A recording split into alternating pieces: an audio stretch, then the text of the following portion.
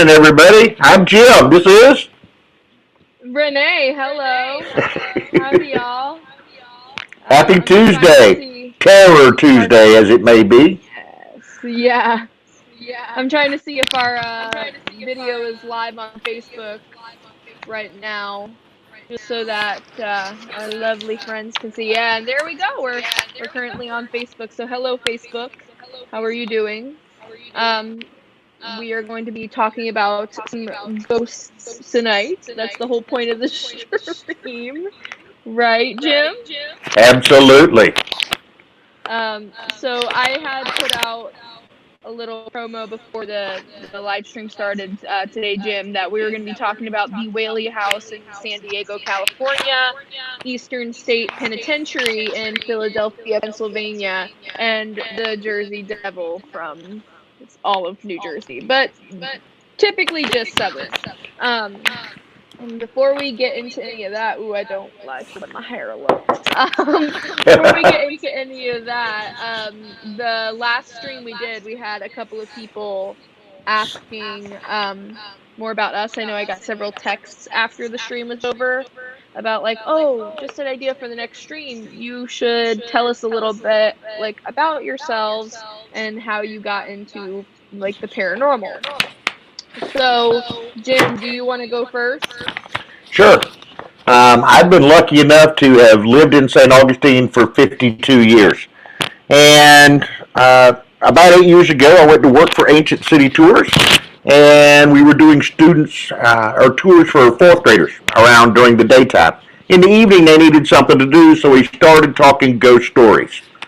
And the more we started talking ghost stories, the more interested I became in the paranormal.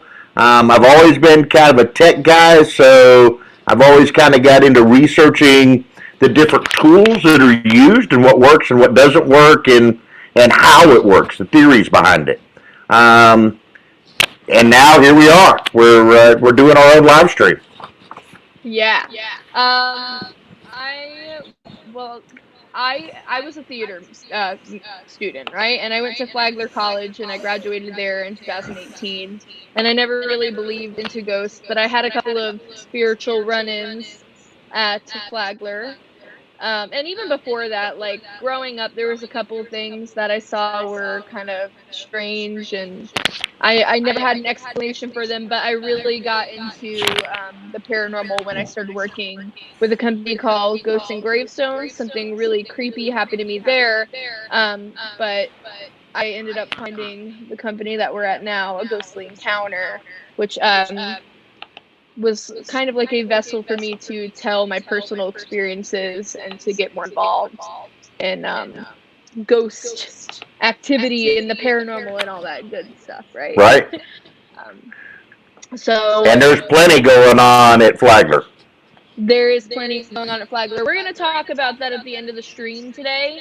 That'll be like our little bonus story because I know like I like mentioned it and I like teased it on the last stream, but we will definitely touch upon that tonight. And I'll tell you one of my personal experiences. It was really creepy.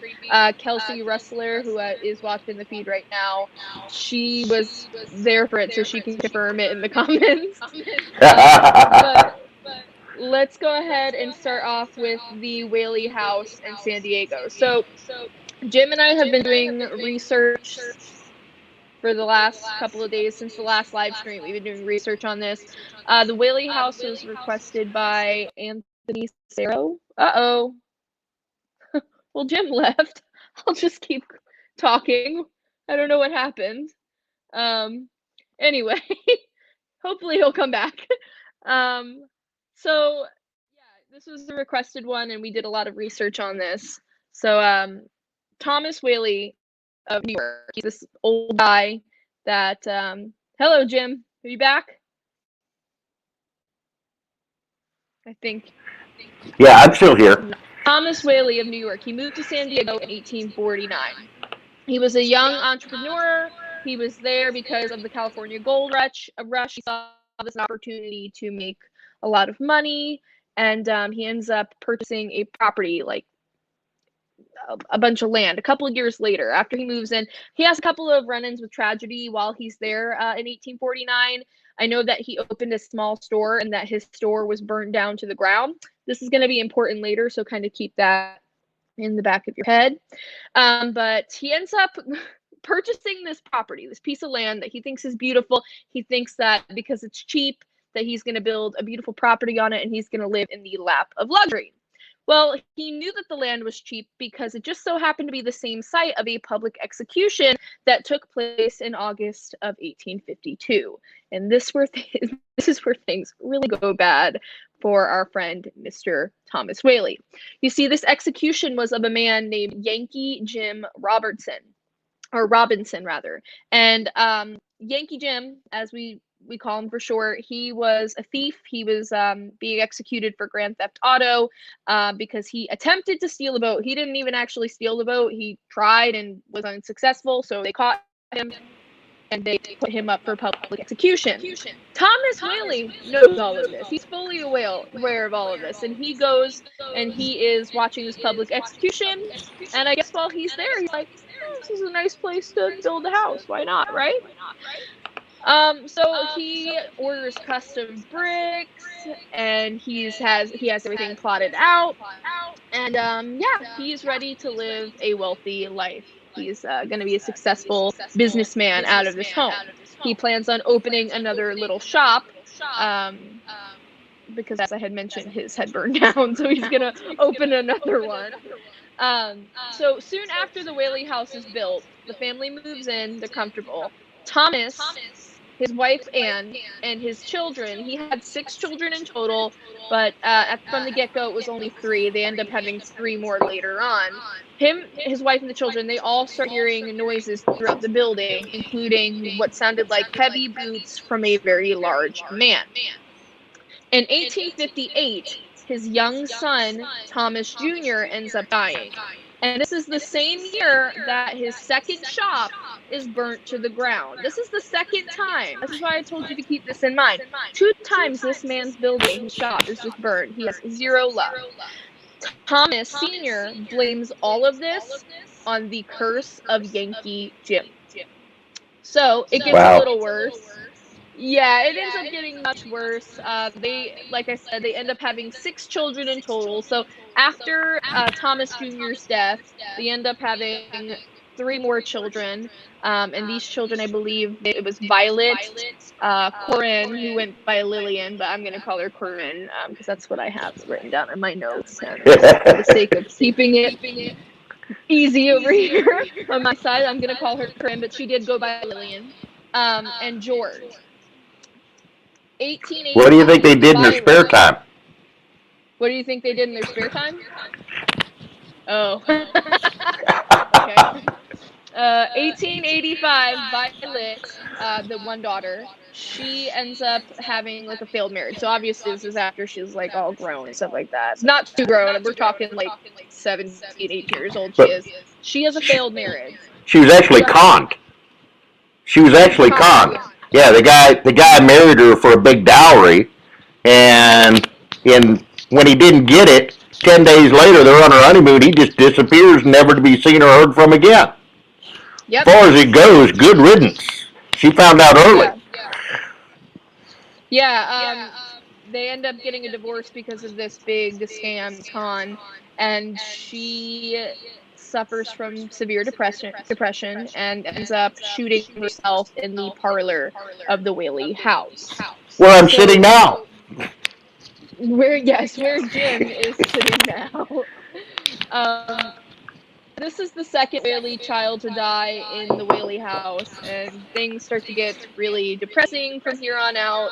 And Thomas Sr., in fact, can't even bear a step inside the building. He buys a smaller second estate, and he ends up changing his address to that. He moves his family over there, but he ends up dying just 5 years after Violet in 1890 at that smaller estate.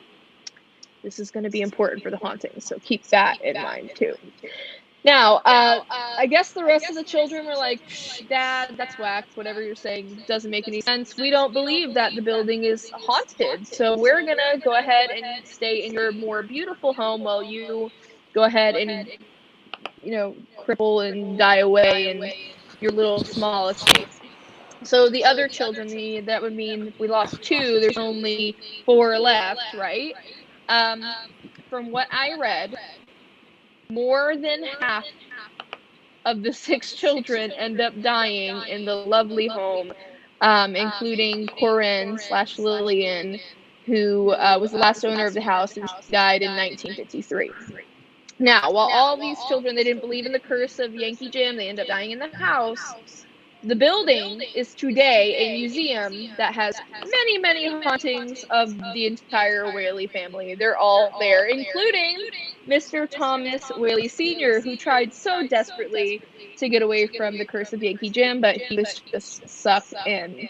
And many, many people claim to see the vivid apparition of Thomas Whaley.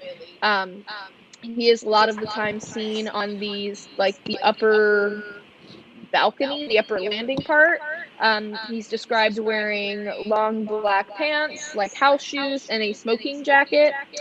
Mrs. Whaley is kind of seen all over the place, but mostly in the garden sipping tea is what I've heard. And Jim actually has a video. This is about Anna Whaley, right? Well, yeah, this is Regis Philbin, who went to Whaley House and had an experience there. Bear with me 1 minute and I'll get it pulled up.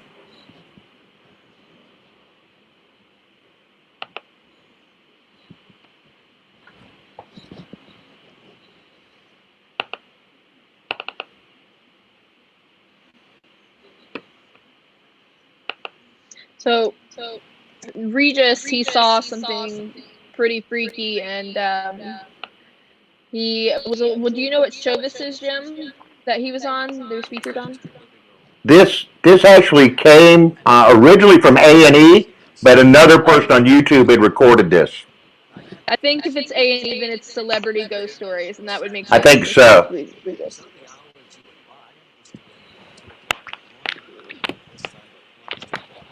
Hang tight. Standing by. How are y'all doing tonight? I see y'all in the comments. Hi, Diane. Hi, Mom. Hi, Anton, the girls, Grandma. How y'all doing? Ephraim, I see you watching, Ephraim. Hi.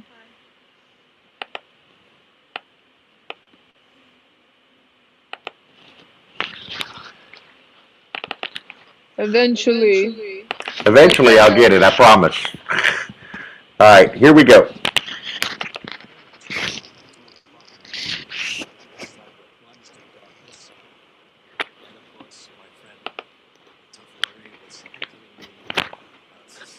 Hi, Nikki Aguilar. I just saw your comment too. Hi, y'all. Yeah. So Anna Whaley, she's seen quite a bit. That is not the only person that's seen. It's not like Regis' account. He's the only person that's ever seen Anna Whaley in the Whaley house. Anna Whaley Jr. is also seen in there, but the most felt spirit in the bottom level of the Whaley house has to be that of Violet. Many visitors of the museum claim to feel very sad when they're in the parlor area, and they claim to hear a woman sobbing and crying. This is one that the police have been called on before. So the story goes that one of the employees to the museum was locking up one night, and he had to put in the security alarm code. And just as he went to go do that, before walking out the door and locking it, he saw a woman, or he heard the woman first, and the woman said, "You, what are you doing here?" And when he turned around, he saw a woman standing at the back of the hallway, sort of where the smoking room was. And right. He just got out of there as quickly as he could. Didn't finish putting in the code, so of course the alarm goes blaring off. And when the police show up, they look all over the area and they find in the smoking room a picture of Anna Whaley just peering down at them. The room felt cold, the officers felt uncomfortable, And later, when they talked to the employee, he said that she was standing right in front of that portrait, and it was a real person. He didn't just have like he didn't make a mistake or anything like that. It was just really, really weird to read. We have another clip we want to show of an EVP that happened in the Whaley House. Now, if you don't know what an EVP is, it is called an electronic voice phenomena. There's some weird noise going on, Jim. Like, sounds like there. We fixed it. Did I fix it that time? Yeah. So electronic voice okay. Electronic voice phenomena. It's a spirit talking to you through whatever device you're recording video on, or usually just like a tape recorder. So you can do this on your phone if you're ever going ghost hunting. You can totally use your voice recorder on your phone to catch EVPs. I've done it before. It works well. And BuzzFeed Unsolved is the clip that we're taking this from. Ryan's, they have like a special ghost tool to catch EVPs. They picked up an EVP, and this is kind of a funny video, but he had a real paranormal experience. So whenever you're ready, sit tight. If it's any consolation, if there's anybody here, I am terrified. And if you're scared of me, just know that if you show yourself in front of me, I'm going to urinate all over this carpet. I do not want to see anybody. I do not want to talk. I don't want to talk to anybody. I'm not talking to anybody. I'm losing it.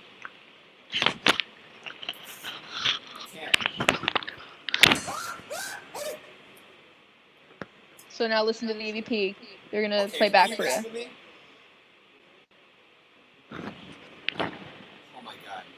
Oh my God. Dude, something whispered in my ear. That was the end of it. Well, listen to the replay really quick. This is where they enhance the EVP. I can't. Oh, you can't? Okay. Yeah, they enhance it, and it's just in an exasperated exhale. So, yeah. A whole bunch of different interesting stuff going on with the Whaley House. We're going to move on here unless you have anything you want to input, Jim. Well, the only other thing that I've got is there is one place in the Whaley House that seems to draw a ton of activity, people visiting the museum, because the house fell in disrepair, and then I think in 1986, San Diego County got it, and there's an archway in the house that seems to be the most popular. And this is the archway coming up right here. So as people go through this archway, they tend to believe that they have experienced cold all of a sudden, or a crushing depression, an extreme sadness that comes over them. And that's one of those things that also happens an awful lot of the time. Based on that, there is one other apparition photo I wanted to show that a guy actually was able to get. If I can get my cursor to behave here.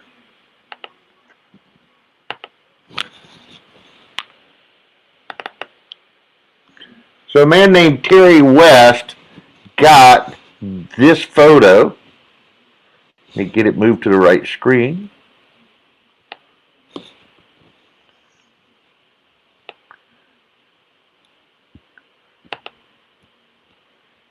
And he claims that up in this corner you can see a perfect face.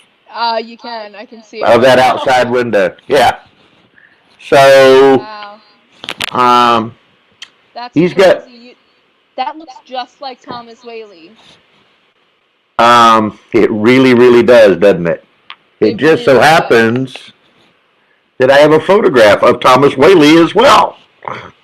And I can put them up side by side. Give me 1 second. Yeah, that's crazy how much that looks like him. Oh my God, even the mustache. Come on right now. How about that, huh? That's amazing. But So we'll let the viewer decide. Is Whaley House really haunted or not? There's an awful lot of people that believe that it is. yeah, that's. I think this building has enough history. I always tell people on tours. On tours, I say it's not necessarily the building that's haunted. It is more that the land is haunted. Jim, do you have headphones in? I do. Okay, I can hear myself on your end for whatever reason, like through the mic. I don't know. Let's go ahead and move on to the Eastern State Penitentiary. I can't make words. Penitentiary in Philadelphia, Pennsylvania. This one's really cool. This is a prison that it was first opened in the early 1700s, but it was a small jail. And then later they opened it as a prison in 1776. So the jail today, it's just like ruins that they try to upkeep, and it's historical and whatnot, so it's a museum and whatnot like that. But with the first penitentiary, the first time they opened the doors to the penitentiary, they were given guidelines to treat it very strictly as I don't want to say like they tortured them, but they kind of did. They were super strict. They didn't let the prisoners talk to each other. I don't know. Some of y'all are in quarantine. Some of y'all haven't been out of the house in like weeks. So you know, just like sitting in your house as you go a little stir crazy. Think about like having a life sentence of that, and you're never allowed to talk to anybody. That you're just supposed to sit in your cell. You're supposed to do what you're told, and you're not allowed to have any contact with anybody ever again. It must have been mentally like challenging, you know what I mean? Well, very much so. Yeah, so they were punished in cruel ways too if they did break their silence, including if they even spoke a whisper, they could be thrown into solitary confinement, and this would be indefinitely. This would be until whoever the guards that caught them talking decided, nah, we could let you out of solitary confinement. But usually it was just indefinitely, and you'd probably die in there. The exercise yard. So every prison system has to have an exercise yard. And the exercise yard at Eastern State Penitentiary was very, very small. It was made for the jail when the jail opened before 1776, and it was only made for like 30 people that they had at the jail. And they kept it for the prison, and they made the doors really, really small to prohibit the prisoners from getting out easily to the yard. Like, they wanted to take any joy that they had in their life out, even like just walking to the yard. Not even being in the yard, just walking there. They wanted to make that as hard as they possibly could. While the building was quite beautiful, the architecture was beautifully designed, and the building actually had running water and central heat a couple of years before the White House. They were only allowed to flush the toilets twice every week, and they were not allowed to flush the toilets themselves. The guards had to come through and flush the toilets for them. And I also was reading that they weren't allowed to have the heat on. So while they had the central heat, that was for the jail warden and not for the cellmates. So they had to suffer the elements on top of having no joy in their life. But they also did waterboarding there. Yes, they did. Mm-hmm. And there's actually a photograph of what they made people wear when they moved them from cell to cell. Let's bring that up real quick.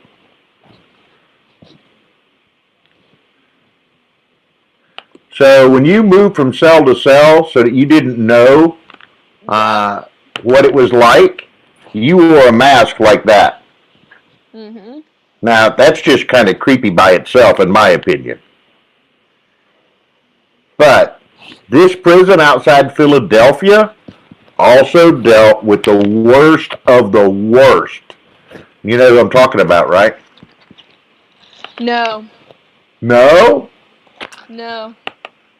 Well, it just so happens I have one of my favorite booking photos of all time, and I will add him to the stream here.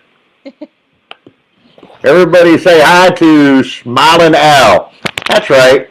Al Capone was in Eastern Penn Penitentiary. I did read that. I'm sorry. Yeah, I did read that. I got more excited about the other cellmate that was there, but he's not.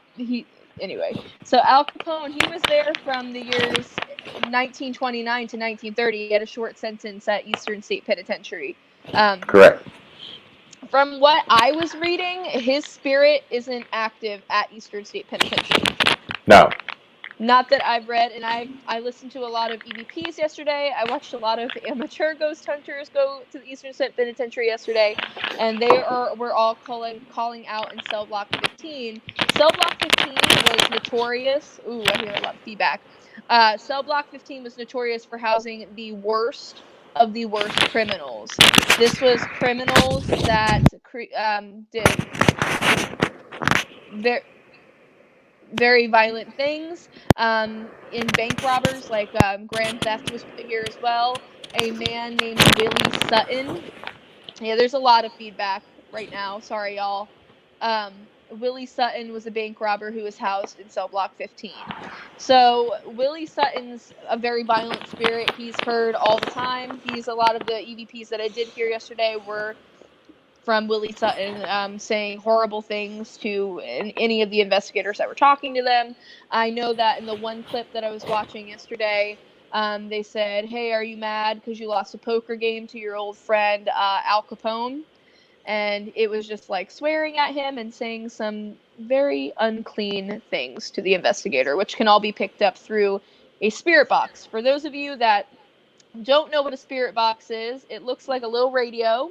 If you've been on my tours back in the old days when we were still at the Love Tree, I definitely broke the spirit box out once in a while. But it will run through radio frequencies and it'll spit out words or sentences. And I usually tell people that if it spits out more than 3 words, that it is proof of a spirit being there, because you can kind of tell when it's just like radio, like something being played on the radio, like a song or something. You can definitely tell the difference between an actual spirit talking to you and just some random feedback you're getting through your spirit box. So I always tell people to watch out for that. Now with Willie Sutton, he was also a part of a major escape that was planned in Eastern State Penitentiary in 1945. The guards actually caught them and discovered that they had dug a huge tunnel system all throughout the walls of the prison, starting in cell block 15 with Mr. Willie Sutton. Now, the prison closes to inmates in 1971. And like I said at the beginning of this whole shebang, it's open as a museum. Investigators go here all the time. The people at the prison, they do run a haunted house in like October. And the people that run the haunted house, the man, he was saying, "Oh, I don't know if it's haunted. I'm not here that often by myself, so I don't know if I'm experiencing anything paranormal. We do have a lot of special effects in here with us when we do the haunted house. However, those that work there doing maintenance when it's not a haunted house say it's definitely haunted. In cell block, pardon me, in cell block 12, people report hearing the cackling of prisoner spirits that have decided to stay around. In cell block 6, people see a shadow man charging toward them from across the hall. So this one's pretty prominent. They claim that as they walk into cell block 6, they'll see something moving at the back of the cell block, and as they move deeper and deeper past the different cells, they'll start to see this shadow charging along the walls, and then it bounces off the walls, almost like it becomes a 3-dimensional shadow running toward you. If that's not the thing that nightmares are made of, then I don't know what is. Now, in cell block 4, this is the one where people see lots of apparitions. And I read a really freaky account from a person named Gary Johnson who did maintenance in the 1990s. So he's a maintenance guy. He's cleaning cell block floor.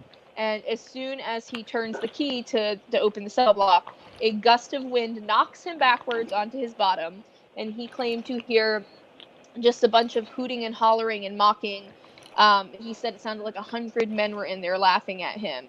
And he just felt this overwhelming feeling of dread and doom, and he couldn't bring himself to even walk into the cell block after that. So this is a really popular account, I guess you could say. I found this pretty much on every single article that I read about the Eastern State Penitentiary was this maintenance man's story. So I think that we can trust Mr. Gary Johnson, of course. Jim, any final input about Eastern State Penitentiary that you have for our lovely audience? Well, on our tour, we always encourage people to take photographs because when you think about what a camera is, it is truly a perfect energy meter. Its entire job is to capture and record all of the energy in a scene within the lens in that typically 125th of a second that shutter exposure goes on if you're using flash. I'm not sure of the particulars of this particular photograph, but I brought it up because it shows something across here, which is the center to the lower left of the screen, and that is what we call an energy ribbon. It would be an orb or a ball of light, and it looks like it is traveling maybe from the raised portion here in the center bottom of the photograph and going up into the cell block across away from that walkway. Oh no. Can't hear me now? Uh-oh. Can you hear me now? I see the energy ribbon. Hold on one second. I don't know what happened. I switched Okay. trying to conserve some battery over here. Give me 1 second. Look at that lovely light ribbon. This gives us just a quick opportunity to say hello to some of our lovely audience tuning in. Sorry about that, y'all. Ooh, pancakes for dinner? Yeah, sounds delicious. Pancakes works That always. didn't fix the problem. I don't know what happened. Jim, is your audio off? Can y'all still hear me? No, my audio's on. All right. I don't know what the issue is. Can everybody else hear I me? understand. Hello? Well, I'm going to continue on talking.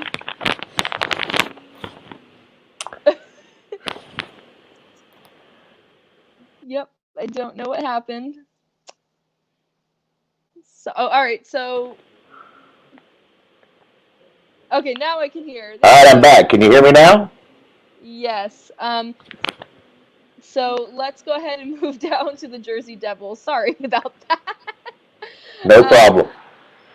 Now, for those that did not know, I am from New Jersey. I know Ephraim was talking to me before the show went up. He's also from New Jersey, and this is a tale to all New Jersey folk that we know well. It's about the Jersey Devil. So this falls into more of like a folklore category, but there is some really interesting evidence to suggest that this creature might be real, but just might not.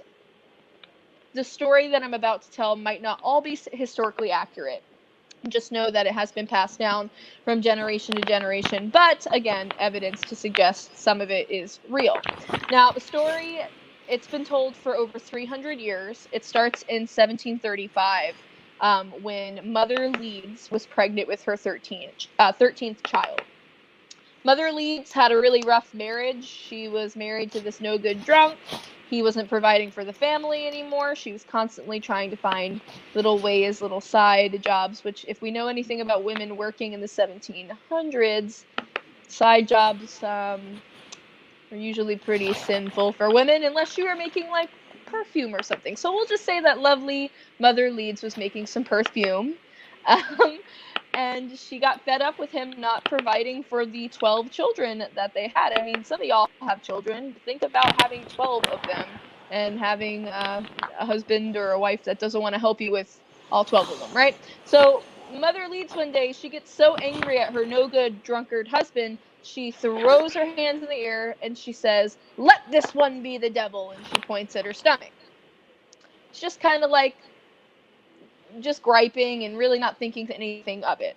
Well, months later, when Mother goes into labor, she has the help of midwives there, and she delivers a healthy baby boy. Everybody sees this baby. It looks normal. It looks like all the other of the Leeds children. And nobody thinks anything of this small baby until 2 minutes later, like 2 to 3 minutes later, the baby's eyes started to change colors.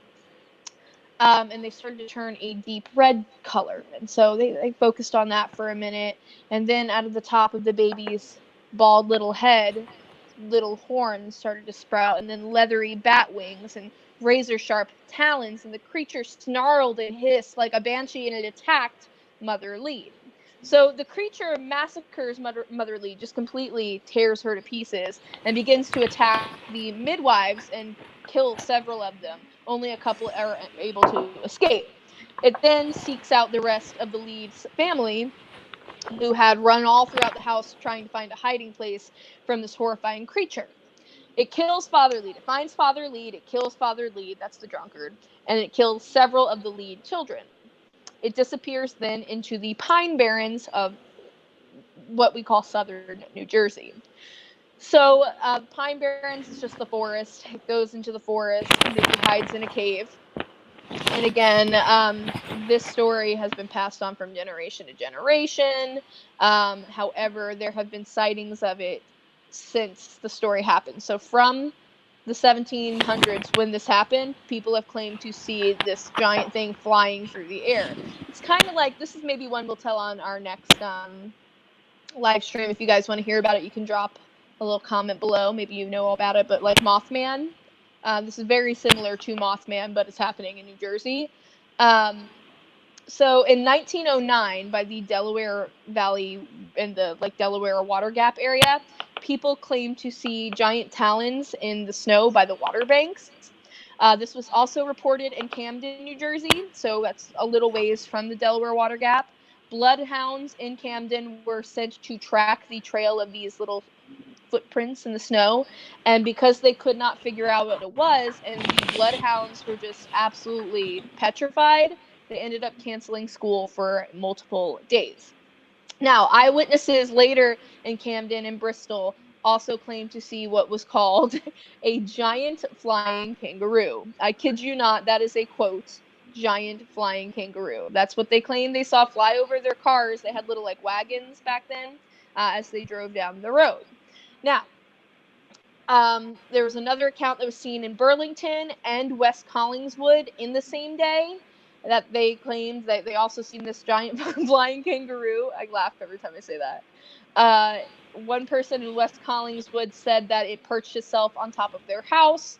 There were other stories that I read that happened in more modern times, including one from 1993, where this guy, instead of going to his senior prom, got a bunch of his buddies and his girlfriends together, and they went camping in the Pine Barrens instead. And so they have a bunch of beers, and the guys, while the girls are chatting among each other, the guys crack open a cold one with the guys. And they heard some really strange noises in the forest. So the other two guys go back inside the tent, and the one guy's out there. He's gonna go and see what this strange noise was. He's gonna protect the girl that he's with, right? So nothing ever happens to the girls. And he ends up running into a creature with the body of a kangaroo, the face of a dog, the talons of an eagle, and the screech of some demonic thing, some demonic being. He was so scared that he ran back to the campsite, and he told them that they were going to pack up their belongings and they were going to stay at his house instead. Some people, again, think this is just folklore, while there are a lot of others that think there's plenty of solid evidence, including that the name Leeds is literally engraved into New Jersey history.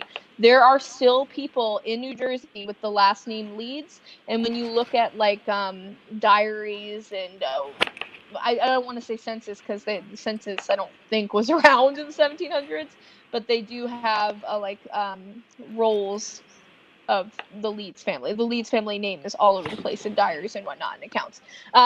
So this is the Jersey Devil that Jim has pulled up on the screen here for us. Jim, do you have any input on the Jersey Devil? Well, surprisingly, I do. Richard Leeds was living in New Jersey and had a print shop. New Jersey at that point was very much a Quaker stronghold. Unfortunately, for Mr. Leeds, he had the bright idea that what he would do is he would start a almanac.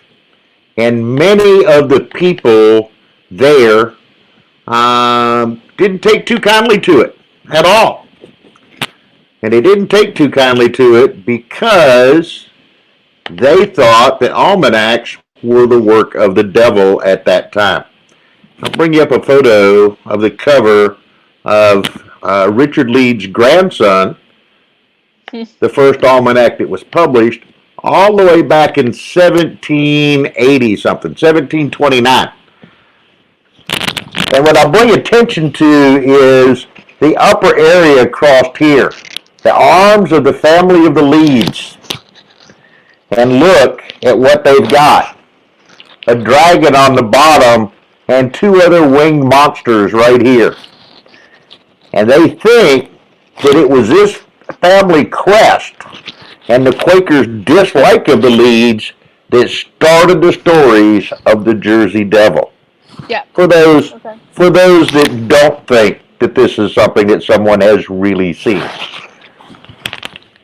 So just like the Florida Skunk Cave, just like the Chupacabras we talked about last time, this is all, could it be something demonic that people are seeing and maybe they're just associating it with the folklore of the Jersey Devil? That's quite possible too. It doesn't necessarily mean that this piece of paper we're looking at completely discredits the folklore that I just told, but folklore, Absolutely. folklore is very different from the two other locations that we've just talked about, which is why I kind of wanted to add it in to our stream. I think this may be how the story got started because they were trying to discredit the Leeds family. Right. Write whatever you think, whatever you believe in the comments below. Do you think that the folklore has some truth to it, some evidence to prove that it's true? Do you believe the accounts that I've told to you? Or do you think that maybe it's just some sort of animal that maybe we haven't discovered yet? Do you think it's something demonic? Let us know. We're going to move on to our bonus story of the night, and this is going to be our final tale of the evening. I'm very excited about this. I don't have any notes for this one because I went to Flagler. I know quite a bit about Flagler. I've been a tour guide in St. Augustine for a while, so I think I can do without my notes. What do you think, Jim? I think you can do it. Are we going to use the virtual tour or not? We can pull it up. Why not? Maybe there's some people that watching that have never seen Flagler. It's beautiful. The dorm rooms aren't so beautiful, but the actual exterior and the architecture of it is absolutely beautiful. Well, I will take me out of this. We'll go to the full screen, sharing the screen with just you. Okay. And then you just tell me what you want to see, all right? All right, that's fine. Well, while we're waiting, we're not waiting anymore. Perfect. Okay. So Flagler College, there's this man named Henry Flagler. Jim, we can't hear you. Oh, there we go. Never mind. So Henry Flagler, he is this big businessman. He is the equivalent of Bill Gates, but in the 1800s. And in 1888, he opens up this hotel, and it's like a luxury hotel. He builds it so beautiful that presidents eventually want to stay there. But he has like quite a sad life. In fact, he moved there after his first wife dies. His first wife, Mary, she had tuberculosis. They had gone on a vacation years before the hotel was built, to kind of like the Florida heat would soothe her joints and whatnot.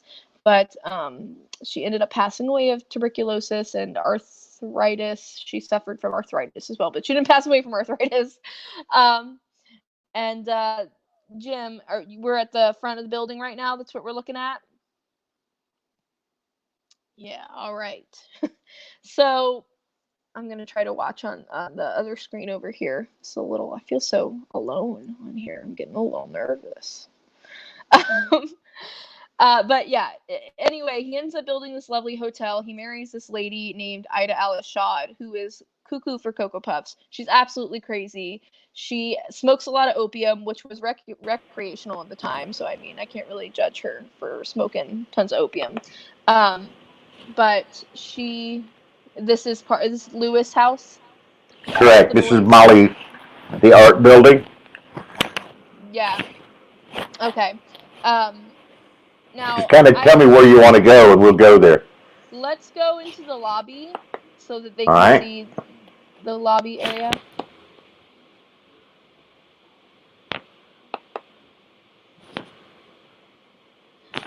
Yeah, so Ida Alice, she's cuckoo for Cocoa Puffs.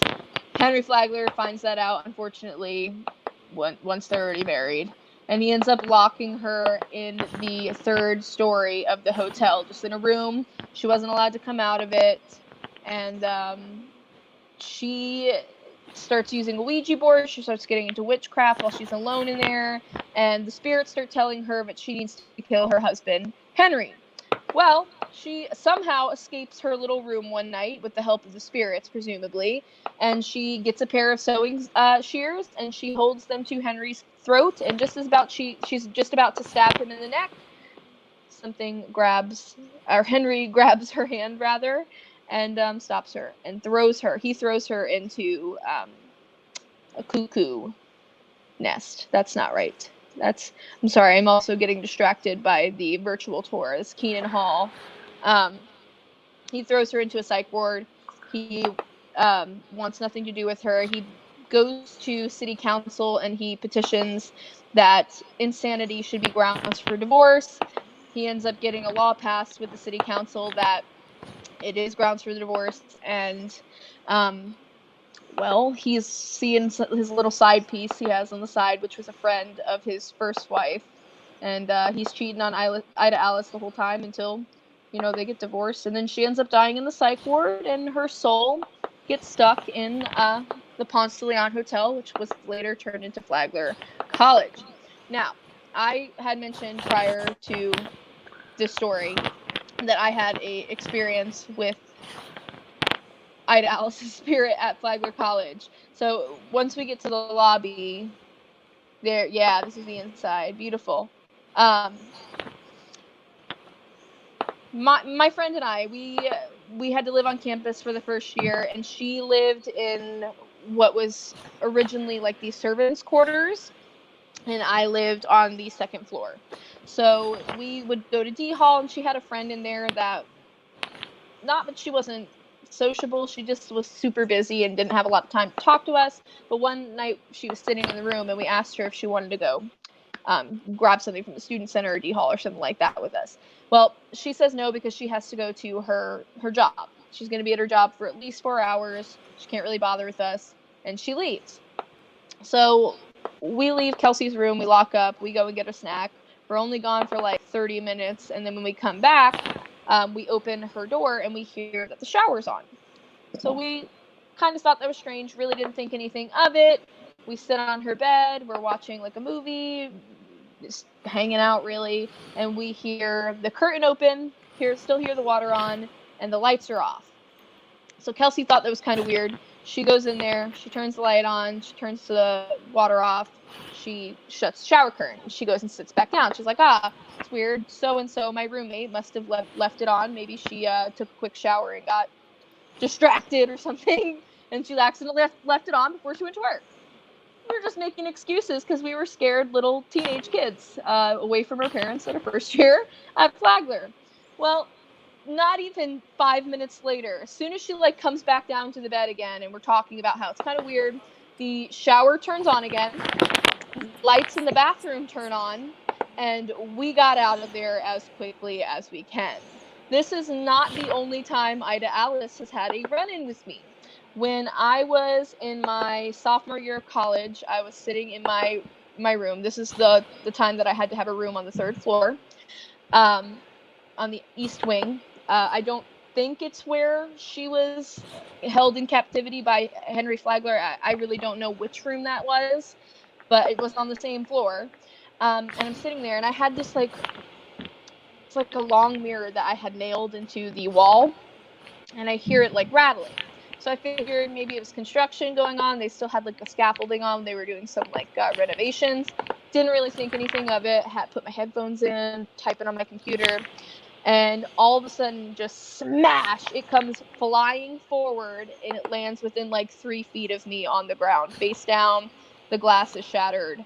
No way that could have happened just from construction, and I kid you not, it was nailed with 2 nails, one on the top and one on the bottom to keep it in place. I still have the mirror in my storage with the cracks in it from this happening. It's just the craziest thing. So that's my little personal spiel, my Ida Alice rant. Jim, do you have any input? Have you had any spooky experiences happen at Flagler? Well, Flagler's always been really, really cool in a lot of ways. This area there that we've got a photo of, it came up right now, is of the solarium, and that's just been opened up in the last couple of years. I'm going to scan up here to the ceiling. I'm going to try if it'll cooperate. The other ceiling, not the carpet. It is said, though, there's 2 stories that tend to come up about this. One, Ida Alice, who was Henry Flagler's second wife, spent a lot of time up here. During that time, we're in the beginning of what is known as the spiritualist movement. And during that time, things like Ouija boards and psychic mediums become thoroughly entrenched in modern folklore and in society of that day. Ida Alice becomes convinced that the Tsar of Russia is in love with her and, in fact, wants to marry her. Mm-hmm. To the point that she thinks the only way she can do that is to get rid of Henry. Yep. She tries to kill him with the sewing shears. She also tries to kill her doctor as well. Yeah, yep. She tried to kill her doctor. She was just crazy. She did too many drugs and. So Henry gets her into a hospital in upstate New York, central part of New York, and he is doing everything that he can do to see if she can become healthy. She cannot. She then turns around, and because she can't be healthy, he gets the Florida legislature to actually enact a law which allows him to divorce her even though she's in an insane asylum. Mm-hmm. Now, unlike a lot of people of today, Henry's pretty upfront about what he does, and he turns around and bequeaths her $2 million and leaves it for her care. The funny thing that I got of the story was about how her relatives and cousins and nieces and uncles came out and were doing everything they could do to try and get the money. It was excess.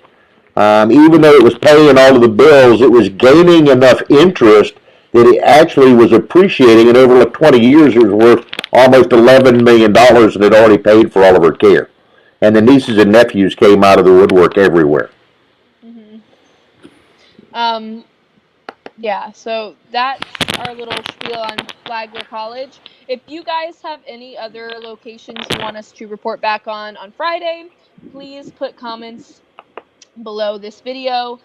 We will put a link to the 2 videos that we showed, the celebrity ghost stories with Regis and the BuzzFeed Unsolved link, so that you guys can watch that in your own leisure if you want to, or you can just skip to the clips that we pulled for this live stream. But yeah, we did get the Whaley House from a suggestion from one of our viewers from our last stream. So please, if you want something for us to, if you want us to talk about something, post it in the comments. Before we sign off though, Jim, I just want to read this to the live stream. This was from Ephraim. He sent a comment about the Jersey Devil that I think is kind of interesting. I was kind of reading it while you were talking to the audience. Ephraim said, "From an ongoing book of mine about the Pines, A claim of the witch. Mrs. Leeds said to be a husband of 12 children had she. This 13th child a devil will it be. On a Right. moonlit night screams echoed in the pines air. In her bed the creature killed her there. So close your windows, lock your doors tight, for in the night sky a shadow you may see. Beware, fear the devil of Jersey. So that's from Ethan Badia. Edgar Allan Poe also referenced a clip very close to the Jersey Devil clip. Yeah. Very interesting. Yep. Well, thank you guys so much for watching. We hope you enjoyed our little live stream with a ghostly encounter. Don't forget, you can view us on YouTube. You're free to come join us there. Please subscribe to our channel. We appreciate your time and we love having you here. Let us know what you want for next week. We'll see you Friday night at 8 o'clock. All right. Thank y'all. Bye. Good night.